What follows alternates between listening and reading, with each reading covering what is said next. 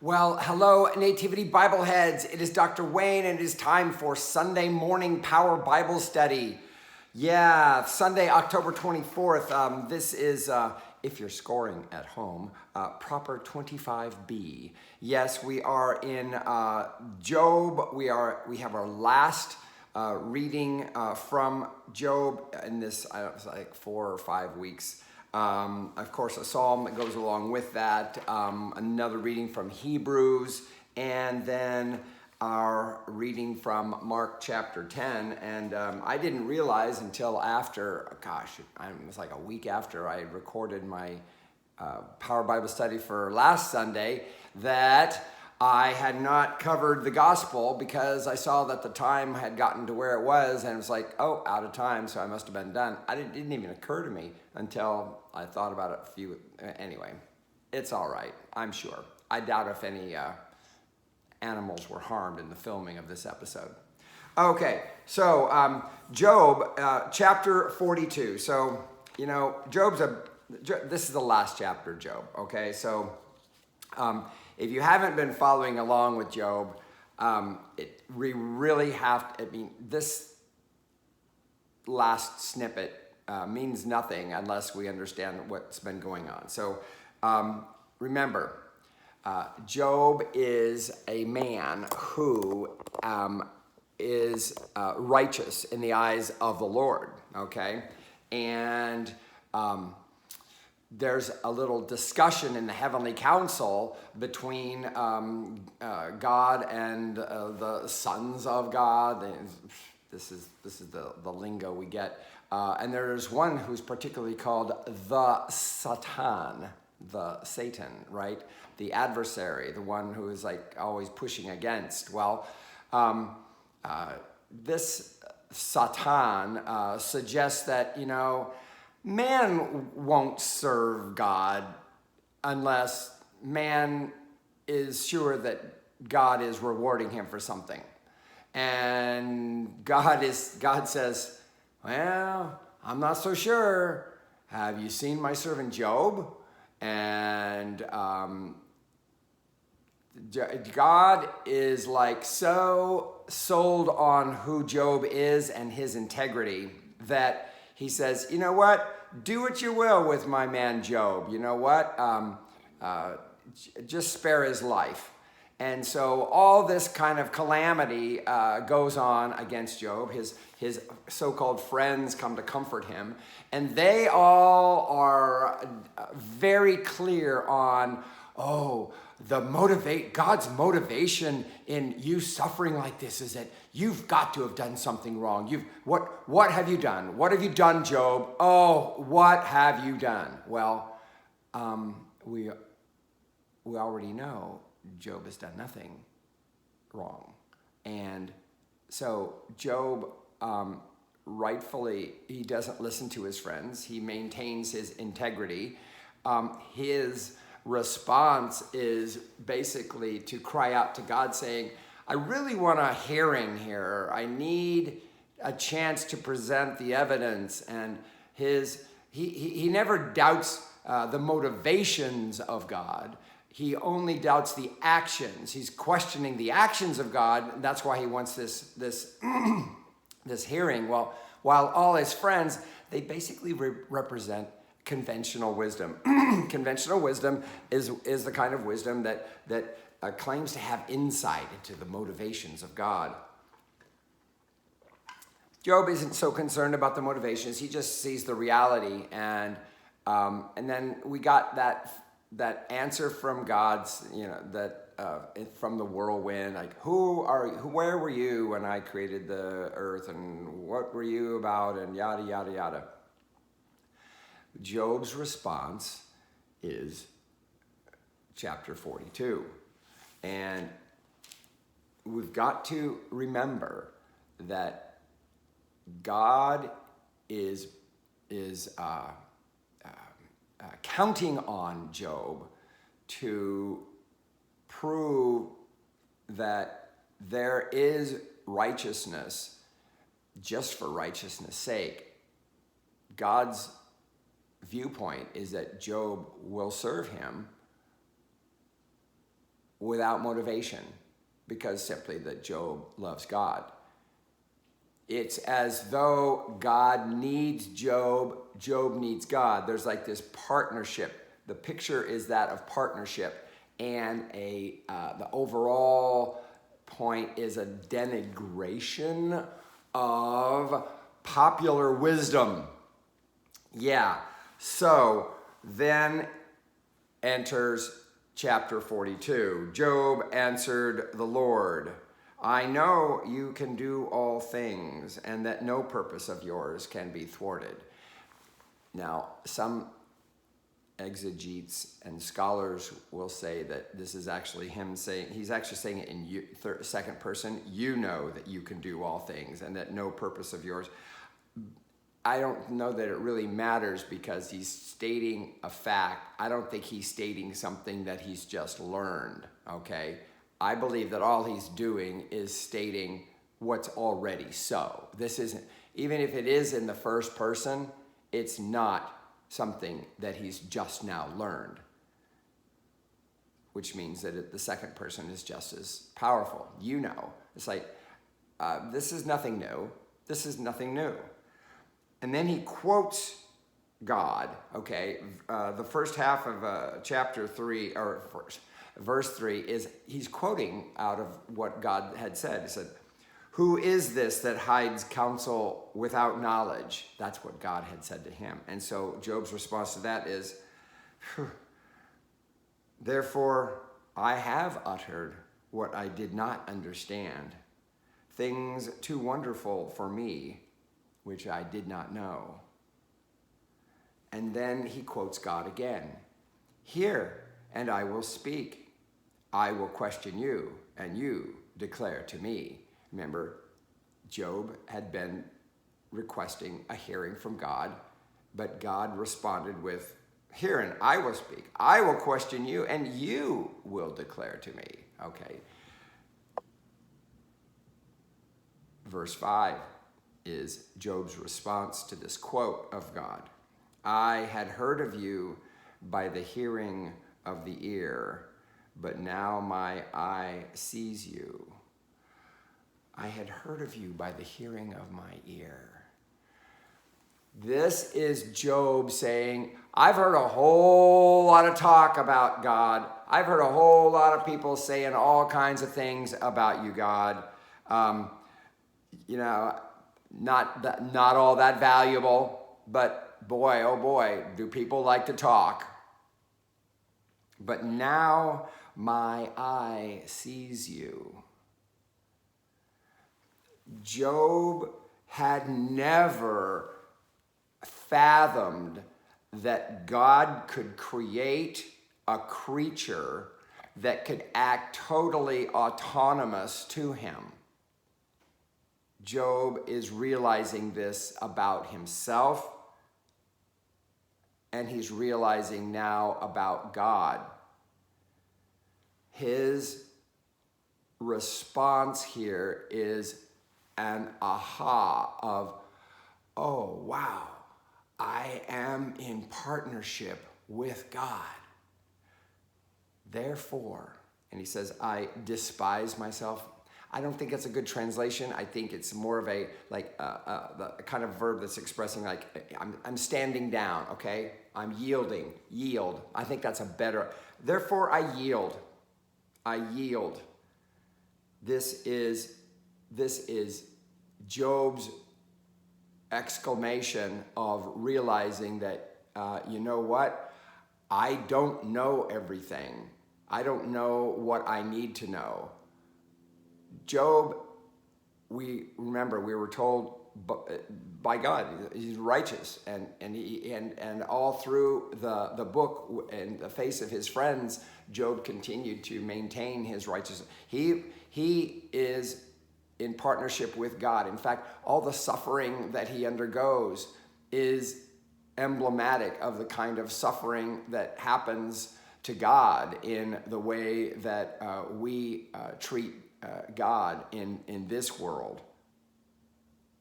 Therefore, I yield and repent in dust and ashes. To say he repents I don't think he's saying he's sorry. I don't think he's saying, the word means to turn. I turn. He's like, I'm declaring an end to this, okay?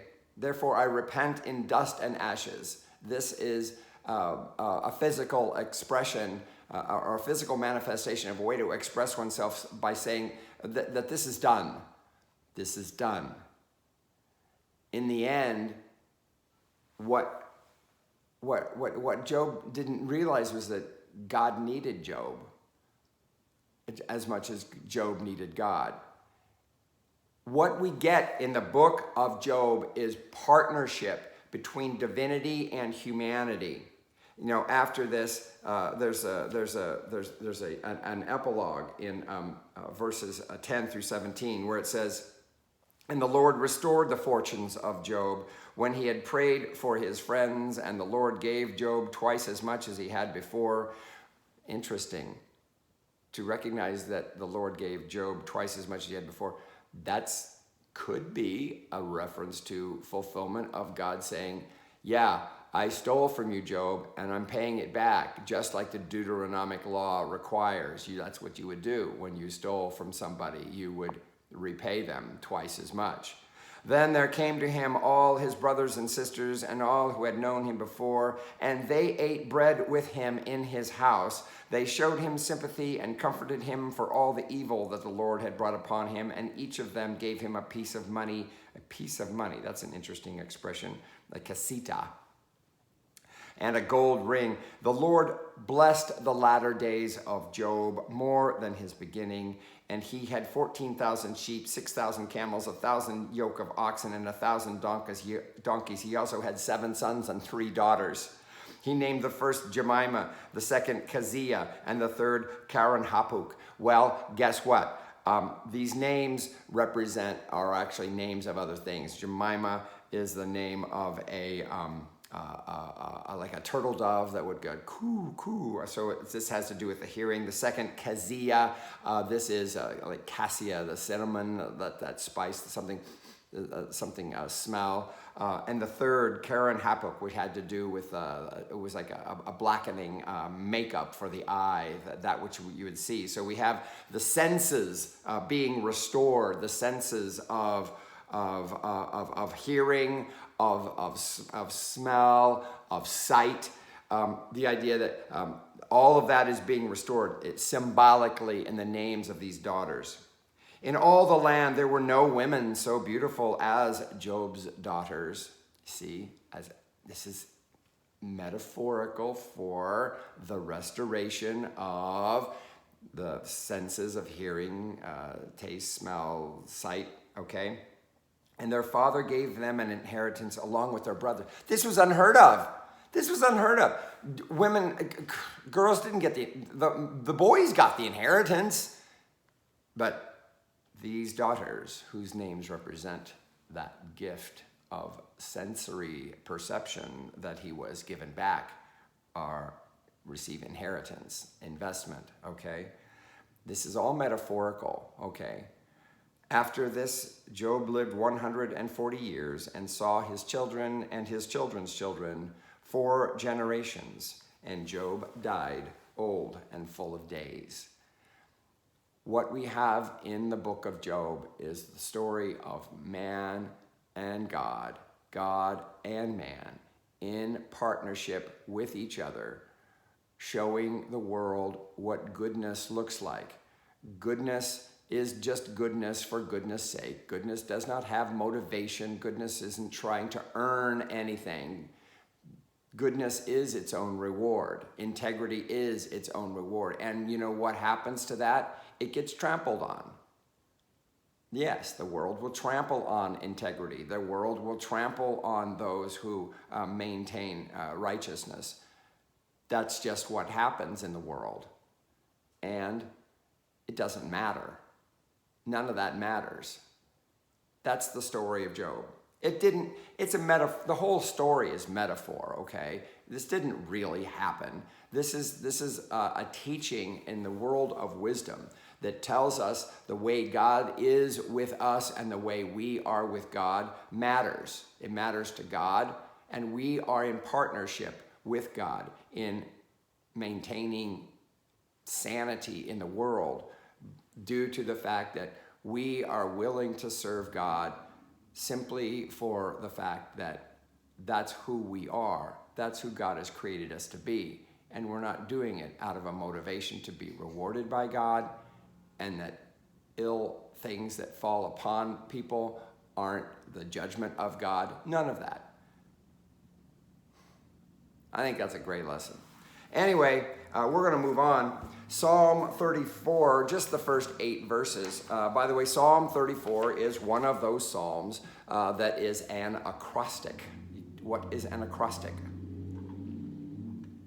An acrostic is a poem, if you will, that each line begins with a letter of the alphabet. And there are 22 letters in the Hebrew alphabet. In this acrostic in Psalm 34, surprise, surprise, it has 22 verses. Yes, 22 letters of the alphabet. But it has 2 lines that begin with each letter of the alphabet instead of one line. But it's still an acrostic. But we're only looking at the first 8 verses. Typically, these readings from the Psalms that we have with the Job readings are intended to somehow dovetail with those readings so we can understand a little bit more of what it is that Job is feeling, saying, and what have you. By the way, there's a superscription in Psalm 34 where it says the superscription that we don't find those in our Book of Common Prayer, but they are typically in Scripture. In fact, in the old King James Version, the superscription was actually verse 1. That's one of the reasons why the versifications are off. Where it says, of David, a psalm of David, when he feigned madness before Abimelech, so that he drove him out and he went away. If you're familiar with this story, there was a time when David was he was being captured by the king of Achish, A-C-H-I-S-H, Achish, and he wasn't before Abimelech. There was a priest at the time named Ahimelech, but anyway, Abimelech was not around there at that time, but he feigned madness, and he let drool come over his face, and he started acting really weird, so that this guy's wacko, get him out of here, and he does. So in the psalmist that compiled this, put this superscription here, possibly saying that this is a hymn of thanksgiving due to this release. But anyway, in the context of our Job reading, it sounds a little different, but not entirely. Look, verse 1, I will bless the Lord at all times. His praise shall continually be in my mouth. This is basically a thanksgiving for deliverance. My soul makes its boast in the Lord. Let the humble hear and be glad. Oh, magnify the Lord with me, and let us exalt his name together. I sought the Lord, and he answered me, and delivered me from all my fears. Sounds a little bit like Job's experience, yes? Look to me and look to him and be radiant, so your faces shall never be ashamed. This poor soul cried and was heard by the Lord and was saved from every trouble. The angel of the Lord encamps around those who fear him and delivers them. Oh, taste and see that the Lord is good. Happy are those who take refuge in him. It makes a lot of sense hearing this come from the mouth of Job. The superscription about being of David when he feigned madness before Abimelech so that he drove him out and he went away. Okay, that might be a stretch. Anyway, we're going to move on. Hebrews chapter 7, verses 23 to 28. Hebrews chapter 7, verses 23 to 28. What we have here, remember, this writing of to the Hebrews is a sermon, basically. What we have, I believe, is a Christian congregation of Jewish, ex-Jewish people, of Jewish heritage, and they are experiencing difficult times. There is thought and talk of, should we go back? Should we go back to the old way? Or do we continue in this? Is this really going to pay off in the long run? Is it really, is this the right choice to go with Christ, Jesus, as the Messiah? So our writer here is addressing this kind of a concern. And so he never denigrates Judaism. He never puts it down. He just merely uses Judaism as a starting point in describing to the people what it is that, how it is that Jesus fulfills everything that Judaism promised, and as a way of prodding them onward to go forward. Hebrews 7, verse 23. Furthermore, the former priests were many in number because they were prevented by death from continuing in office, but he holds his priesthood permanently because he continues forever. Okay, this is something that they were familiar with. Yes, there were priests that stood in for the people. It was a rotating kind of thing. They always had to offer sacrifices for their own personal sins before. But last week he was talking about the priesthood of Melchizedek, which is that eternal priesthood. And here he is very much saying, don't give up on this. This is the right way to go. Verse 25. Consequently, he is able for all time to save those who approach God through him, since he always lives to make intercession for them. You don't have to worry about this high priest dying out. He's there all the time. For it was fitting that we should have such a high priest, holy, blameless, undefiled, separated from sinners, and exalted above the heavens. This is like the most ideal high priest you could ever have is expressed in this, who this Jesus is. Unlike the other high priests, he has no need to offer sacrifices day after day, first for his own sins and then for those of the people. This he did once for all when he offered himself. See, you never saw one of the priests in the temple ever offer himself as a sacrifice. This is appealing to that sensibility.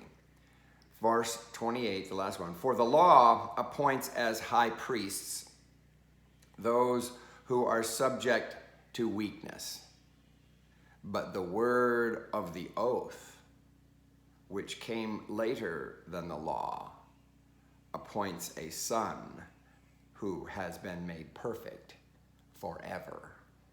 Whew. Wow. So this is our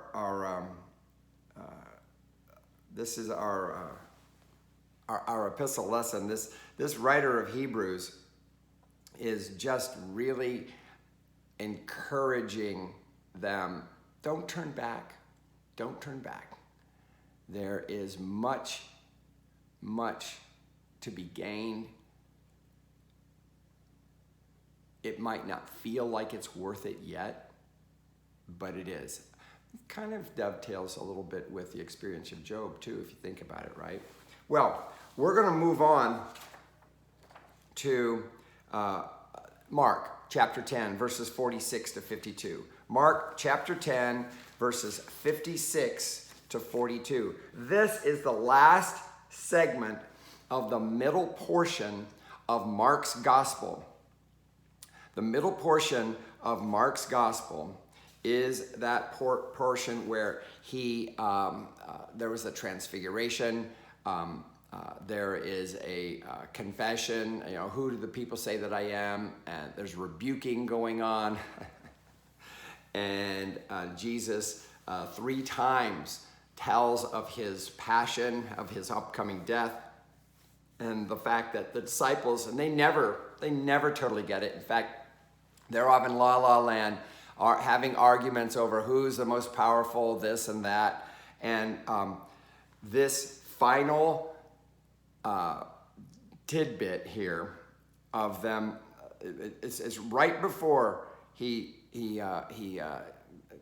begins his entrance to Jerusalem is a healing. Verse 46, chapter 10 of Mark, verse 46. They came to Jericho. Jericho is that town that, it's about, I don't know, it's just to the east, northeast, toward the Dead Sea from Jerusalem. They came to Jericho as he and his disciples and a large crowd were leaving Jericho. See, he's on his way. Bartimaeus, son of Timaeus, literally Bartimaeus, son of Timaeus. That's what it means.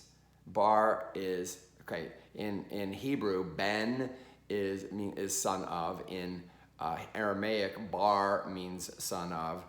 So Bartimaeus literally means son of Timaeus. So it's like, this should be put like in parentheses, if you will, because I think he's like translating for the people.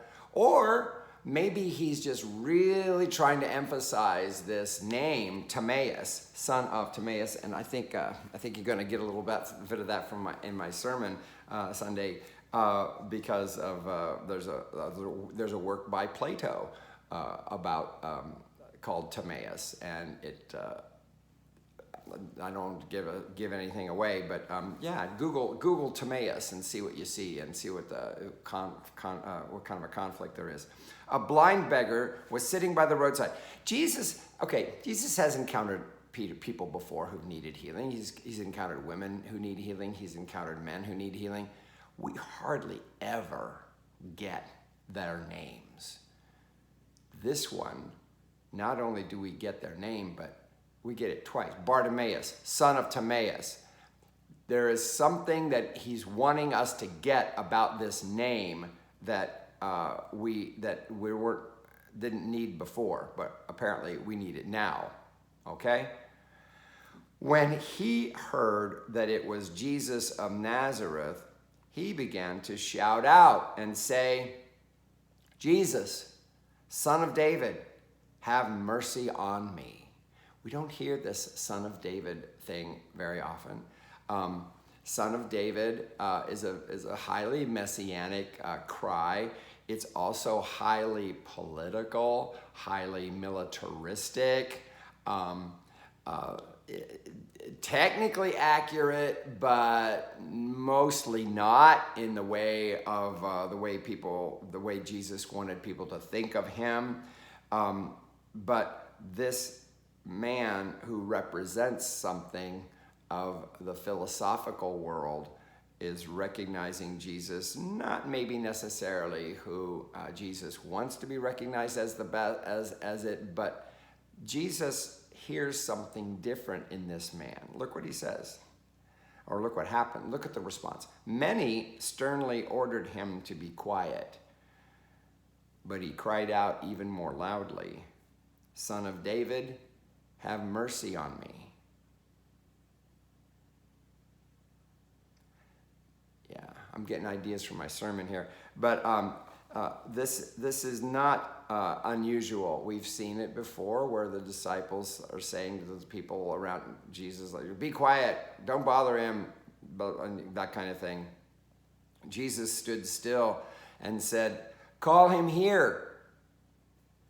And they called the blind man, saying to him, "Take heart, get up, he is calling you." Boy, I'm really getting, this is Jesus talking to the philosophy and ideologies of the day.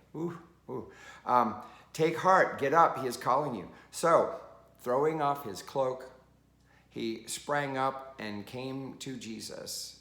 Then Jesus said to him, "What do you want me to do for you?" The blind man said to him, "My teacher," or rabbi, which is what my teacher literally means, or rabbi literally means my teacher. "My teacher, let me see again." Jesus said to him, "Go, your faith has made you well." Immediately he regained his sight and followed him on the way. Typically, what we've seen in Jesus' healings is Jesus telling the person, you're okay, you're healed. Now go your way and don't you dare say nothing to nobody. But here, he doesn't say that, does he? He says, your faith has made you well. And immediately he regained his sight and he followed him on the way. This is the paradigm of the kind of healing that Jesus is giving. This is the paradigm of the kind of sight that Jesus is giving. The kind that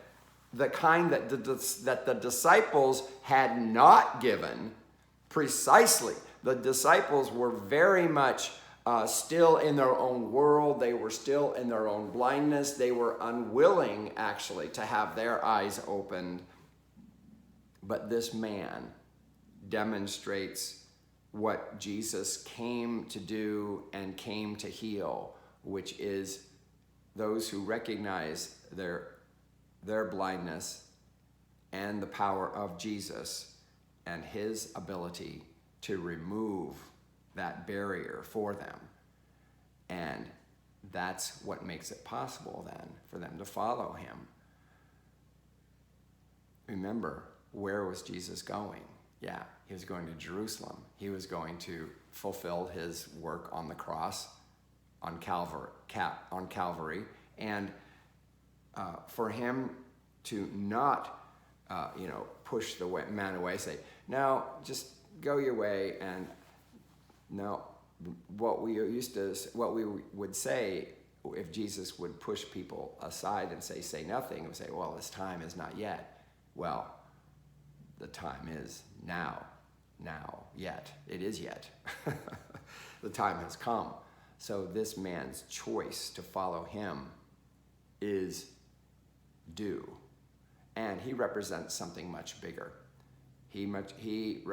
Just Google Timaeus. It's a book by Plato. And I think you'll get a little bit of a better picture. I think this is what I'm going to be end up preaching about. So that is it for our Power Bible study today. Yes, Saturday night at 6 and then Sunday morning at 9. This one I'm getting in under 33 minutes. So blessings on your day. And until next time, shalom.